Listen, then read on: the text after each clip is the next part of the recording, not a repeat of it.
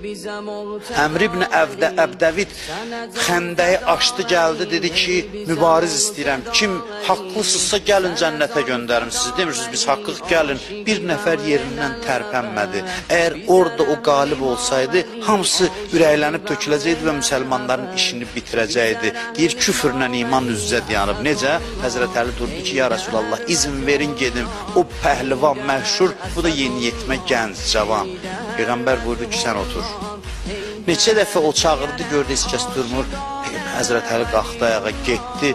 O zərbəni bilirsiniz, vurdu. Əmr ibn Əbdəvidi öldürdü və orada Peyğəmbər buyurdu ki, Darbatu Əliyyin yevməl xəndəq əfdəl min ibadəti səqələyn.